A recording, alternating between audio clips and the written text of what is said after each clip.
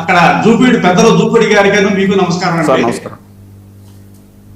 Sir ఇప్పుడు మీరు ఒక చిన్న పాయింట్ రేజ్ చేశారు, సిఐ గారు నేరం ఒప్పుకున్నారు అని చెప్పేసి ఇప్పుడు మీరేదో ఒక మాట అన్నారు. వినిపిస్తుందా సార్? వినిపిస్తుందండి. ఇక్కడ మీకు అతను పోలీసుల ముందు నేరం ఒప్పుకున్నా కానీ లాలో ఒక సూత్రం ఉందండి, confession before the police is not admissible. అంటే పోలీసు వారి ముందు నేరాన్ని ఒప్పుకున్నా అది కోర్టుకు వచ్చేసరికి కాదు అంటే అది చెల్లదు. పోలీసు వారి ముందు ఒప్పుకున్న నేరం ఎక్కడ చెల్లుబాటు కాదు, చట్టం చెప్తుంది, లా చెప్తుంది. అది ఇప్పుడు అతను బహుశా టార్చర్కో లేకపోతే వాళ్ళకి భయపడో లేకపోతే వాళ్ళు బెదిరించడం వల్ల ఆ తాత్కాలికంగా పోలీసుల దగ్గర ఆ సిఐ గారు నేరాన్ని ఒప్పుకున్నా రేపొద్దున అది కోర్టుకు వచ్చేసరికి ఏమవుద్ది, ఆయన డినే చేస్తాడు దాన్ని. నేను ఒప్పుకోలేదంటే నన్ను ఇబ్బంది పెట్టారు, అందుకే నేను అసలు చెప్పాల్సి వచ్చింది తప్ప నిజానికి నాకేం తెలియదు దీని గురించి అంటాడు. What about that? అప్పుడు దాని గురించి ఏం చెప్పాలి? So confusion is not admissible before the police. ఈ సూత్రం మాత్రం ఖచ్చితంగా కోర్టు పరిగణలో తీసుకుంటుంది. పోలీసు వారి ముందు ఒప్పుకున్న నేరం చల్లదు. సరే, ఇంకో పాయింట్ నమ్మకు ఏమండి, చిన్న మాట. అప్పుడు పెద్దలు జూపుడిగా చెప్పినట్టు మనం ఇప్పుడు ఈ క్రైమ్ ఎక్కడ జరిగిందండి? ఎక్కడ మారుమూల అడవి ప్రాంతంలో ఏజెన్సీ ఏరియాలో జరగలేదు కదా, రాజధాని అనే మహానగరంలో మధ్యలో జరిగింది. ఇక్కడ కోతవేటి దూరంలో డీజీపీ గారు ఉంటారు, ఆ పక్కనే సిపి గారు ఉంటాడు, ఆ పక్కనే డీసీపీ గారు ఉంటాడు, ఆ పక్కనే ఏసీపీ గారు ఉంటాడు, అందరూ అక్కడే ఉంటారు. కృష్ణలంక పోలీస్ స్టేషన్ అనేది విజయవాడ నగరానికి మధ్యలో ఉంది. ఏమండి, ఒక 1 year నుంచి అక్కడ సీసీ కెమెరాలు పని చేయటం లేదు అంటే ఈ పోలీస్ వ్యవస్థ అంతా ఏం మానిటరింగ్ చేస్తుంది? ఇంత జీతాలు తీసుకొని ఇంత లగ్జరీ లైఫ్ ని ఎంజాయ్ చేస్తూ బంగ్లాలు, కార్లు, ఎలివెన్స్లు అన్ని తీసుకుంటూ ఈ కమిషనర్లు, డీసీపీలు, ఏసీపీలు ఏం మానిటరింగ్ చేస్తున్నారు? ల్యాండ్ ఆర్డర్ ని ఏ కంట్రోల్ చేస్తున్నారు? క్రైమ్ ని? విజయవాడ రాజధాని అని చెప్తున్నాం కదా ఇప్పుడు మనం, వీళ్ళందరూ ఇక్కడే ఉన్నారు కదా, ఇన్ని ఫెసిలిటీస్ గవర్నమెంట్ అనుభవిస్తూ వీళ్ళు ఏ డ్యూటీ చేస్తున్నారు? 1 year నుంచి ఒక రాజధానిలో ఒక మెయిన్ ట్రాఫిక్ ఉన్న పోలీస్ స్టేషన్ లో ఒక సీసీ కెమెరా ఫుటేజ్ పని చేయట్లేదు అంటే దీన్ని ఎలా చూడాలి? ఇది నిజమా అబద్ధమా? ఇది దానికి తోడు ఇప్పుడు ప్రజెంట్ గవర్నమెంట్ ఏం చేస్తుందండి, ఈ పోలీసుల మీదే ఈ పోలీసుల్ని ఎంక్వైరీ ఆఫీసర్గా చేస్తుంది. ఎంత గొప్ప ఇది! అసలు ఎలా ఉందంటే నవ్వుపోతారు సార్. ఎవరైనా చూసారంటే ఇది నవ్విపోతారు. అంటే ఎవరైతే క్రైమ్ చేశారో వాళ్ళ సహచరులు దీంట్లో ఇన్వెస్టిగేషన్ ఆఫీసర్ చేసేస్తున్నారు. ఇది ఎలా వాస్తవాలు ఎలా బయటకు వస్తాయి?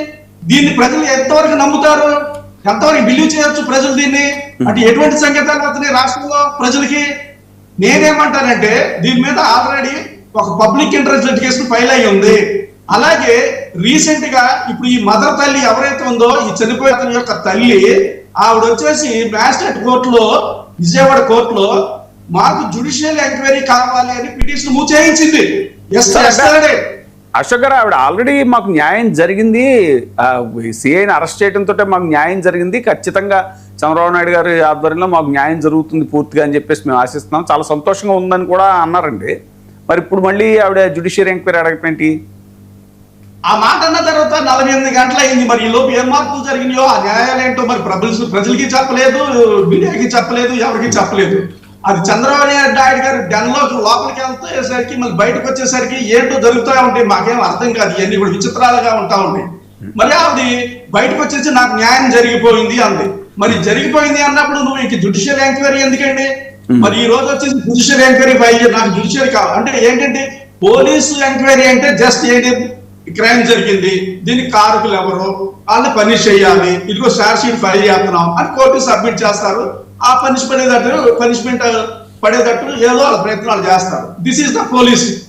బట్ ఈ జ్యుడిషియల్ ఎంక్వైరీ అంటే ఏంటి, బాగా లోతుగా పోతారు. ఒక రిటైర్డ్ జడ్జి కానీ సిట్టింగ్ జడ్జి కానీ పెట్టి లోతుగా వెళ్ళి దీని గురించి ఎంక్వైరీ చేయమంటారు. దీని పుట్టుపర్వత్రాలు ఏంటి, ఈ క్రైమ్ ఎందుకు చేయాల్సి వచ్చింది, దీని వెనకాల ఉన్న తలకాయలు ఎవరు, బిహైండ్ స్క్రీన్ ఎవరున్నారు, ఎవరు నడిపించారు, ఇది జరగడం వల్ల ఎవరికి లాభం, ఎవరికి నష్టం, దీంట్లో ఉన్న వాళ్ళు ఎవరెవరో, ఎక్కడి నుంచి ఎక్కడికి వచ్చింది, ఈ మొత్తం కూపీలు అవుతారు. ఇలాంటివి జరగకుండా ఉండాలంటే రేపు పొద్దున ఎలాంటి జాగ్రత్తలు తీసుకోవాలి, ఇవన్నిటి గవర్నమెంట్ ఇచ్చే ఎంక్వైరీనే జ్యుడిషియల్ ఎంక్వైరీ అంటారు అన్నమాట. ఒక నివేదిక తయారు చేసి స్టేట్ గవర్నమెంట్కి ఇస్తుంది. దీని మీద అన్ని పూర్తి పరాలు అంటే పోలీస్ ఎంక్వైరీ కన్నా కాస్త జ్యుడిషియల్ ఎంక్వైరీ ఎంతో కొంత జెన్యూనిటీ ఉంటుంది అనేది పబ్లిక్ లో ఒక టాక్. దీన్ని అడిగింది ఈ రోజున. అంటే మరి అంత న్యాయం జరిగితే మరి జ్యుడిషియల్ ఎంక్వైరీ అడుగుతుంది. ఇది కాంట్రవర్షియల్ స్టేట్మెంట్. మరి ఏం చేయాలనేది, ఏం జరుగుతుంది అనేది మనం చూడాలి. ఎందుకంటే న్యాయం చేస్తానన్నారా, చేసేసామన్నారా, చేయబోతున్నామన్నారా చంద్రబాబు నాయుడు గారు? అది ఫైనల్ కూడా కాదు కదా, ఆవిడ చెప్తే ఫైనల్ కాదు కదా. అదే సార్.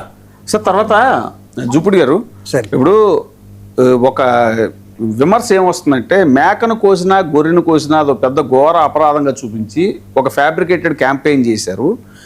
ఈ కోడిని కోయటం మీద, గొర్రెను కోయటం మీద రాష్ట్ర ముఖ్యమంత్రి, హోంమంత్రి, డీజీపీ, ఎస్పీలు వీళ్ళంతా పోటీలు పడి మరీ ప్రెస్ మీట్లు పెట్టి నెగిటివ్ క్యాంపెయిన్ చేశారు కదా. అమాయకుల మీద కేసులు పెట్టి జైలుకి పంపారు కదా. కానీ ఇప్పుడు ఒక మనిషి ప్రాణం పోయింది, కస్టోడియల్ డెత్ అంటున్నారు దీన్ని. మరి ఇంత ఇదవుతున్నా కూడా ఒక మంత్రి నోరు విప్పట్లేదు, ప్రభుత్వ పెద్దలన్న వాళ్ళు కూడా ఎవరు నోరు విప్పట్లేదు అనేటువంటిది ఒక విమర్శ అండి, ప్రతిపక్షాల నుంచి వస్తున్న విమర్శ. ఆబ్వియస్లీ మీరు ప్రతిపక్ష సైడ్ నుంచి మీరు ఎలాగా దీన్ని చూస్తారు?